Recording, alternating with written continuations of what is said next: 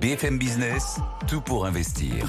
Lorraine Goumeau. Tout pour investir en crypto ou tout pour comprendre cet univers si vous êtes juste observateur ou observateur critique et sceptique. Enzo Allo, comme tous les vendredis, est avec nous. Bonjour Enzo. Bonjour Lorraine. Fondateur de cryptopatrimoine.fr.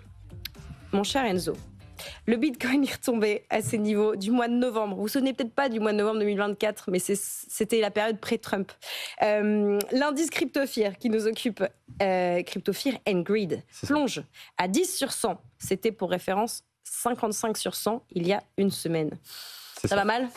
Ça va mal, en tout cas les gens ont peur. Après c'est des ressentis, donc si on prend effectivement cet indice Fear and Greed, donc de peur et de cupidité, ça nous donne un petit peu la température du marché. Aujourd'hui il est au plus bas depuis 2 ans, donc ça veut dire qu'on a un ressenti de peur aujourd'hui sur le marché. Quand on va sur d'autres sites internet, on voit aujourd'hui plutôt que les traders sont plutôt bullish, puisque on préfère acheter Bitcoin quand il est à 80 000 $. On parle des traders Bitcoin, hein. C'est ça, Bitcoin uniquement, attention là pour cette chronique-là. Donc pour le coup, voilà, c'est un retour un petit peu à la baisse. Voilà, stabilisation, on va dire. Donc voilà. Bon, vous allez me dire, comme tous les cryptophiles, que sur un an, Bitcoin va bien. Sur un an, Bitcoin, c'est toujours 35% de valorisation. Ce qu'il faut, je pense, mettre en exergue comparé à ça, c'est les altcoins. C'est-à-dire que le marché des altcoins était pratiquement d'un peu moins de 2000 milliards il y a 3 mois. Rappelez-nous ce que c'est les altcoins. Donnez-nous quelques exemples. C'est tout sauf Bitcoin.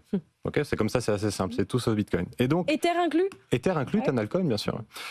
Et donc aujourd'hui, cette valorisation des altcoins est de 1150 milliards. Donc elle a baissé pratiquement de moitié.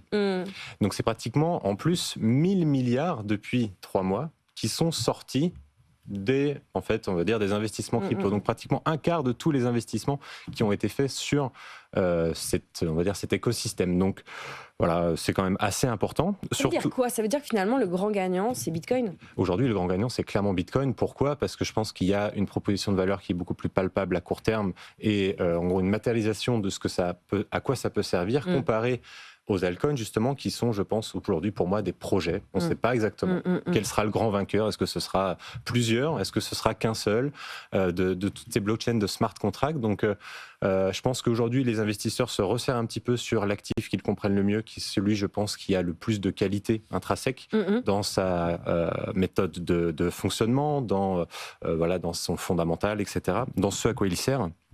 Donc pour le coup, attention si vous êtes un peu trop exposé en altcoin aujourd'hui. On a tendance à s'emballer généralement quand le marché s'enflamme, on achète un petit peu tout et n'importe quoi.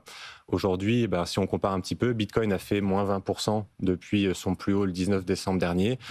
Ether, lui, est à moins 45%. Voilà. Malgré les ETF. On aurait pu se dire, un ETF qui sort sur Bitcoin va emmener de nouveaux encours, ce qui a été le cas. Un ETF sur Ether également. Là, on est moins sûr pour le coup sur ce qui s'est passé exactement sur cet ETF. Il y a moins d'encours qui sont levés.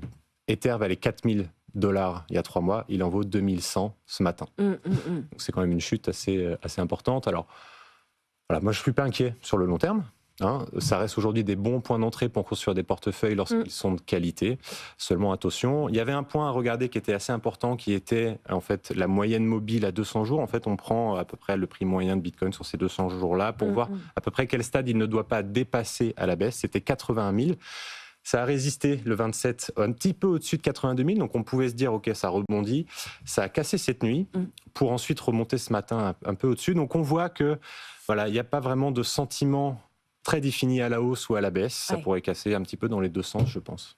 Bon, voilà ce qu'on pouvait dire à chaud sur cette semaine crypto.